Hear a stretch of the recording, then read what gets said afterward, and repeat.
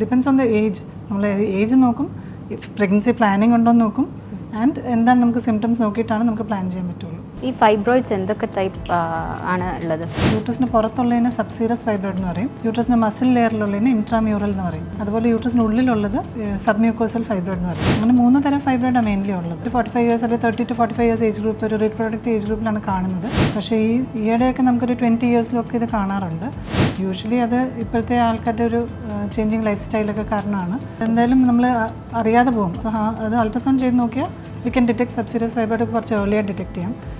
എന്താണ് ഫൈബ്രോയിഡ്സിൻ്റെ ട്രീറ്റ്മെൻറ്റ്? അതും ഈ പറഞ്ഞാൽ നമുക്ക് 2 തരമുണ്ട്. മെഡിക്കൽ മാനേജ്മെൻ്റ് ഉണ്ട്, സർജിക്കൽ മാനേജ്മെൻ്റ് ഉണ്ട്. അതിൽ മെഡിക്കൽ മാനേജ്മെൻറ്റ് എന്ന് പറഞ്ഞാൽ നമ്മളിപ്പോൾ ബ്ലീഡിംഗ് ഒക്കെ ആണെങ്കിൽ അതിൻ്റെ ട്രീറ്റ്മെൻറ്റ് കൊടുക്കുക, ടാബ്ലറ്റ്സ് ആയിട്ടോ അല്ലെങ്കിൽ ഇഞ്ചെക്ഷനായിട്ടൊക്കെ കൊടുക്കാം.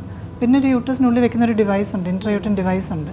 അത് യൂട്രസിനുള്ളിൽ വെക്കുമ്പോൾ ബ്ലീഡിങ് ഒരു 80% ആൾക്കാർക്കും നല്ല വ്യത്യാസം വരും, ബ്ലീഡിംഗ് ഒക്കെ കുറയും. പക്ഷേ ഈ യൂട്രസിനുള്ളിലേക്ക് തള്ളി നിൽക്കുന്ന ഫൈബ്രോയിഡിന് യൂഷ്വലി അത് വലിയ എഫക്റ്റ് വരത്തില്ല. ചിലപ്പോൾ ആ ഡിവൈസൊക്കെ എക്സ്പെൽ ആയി പോകാൻ പറ്റും. പുറത്തേക്കുള്ള ഫൈബ്രോയിഡിന് നമുക്ക് പിന്നെ സർജറി മാത്രമേ ഓപ്ഷനുള്ളൂ.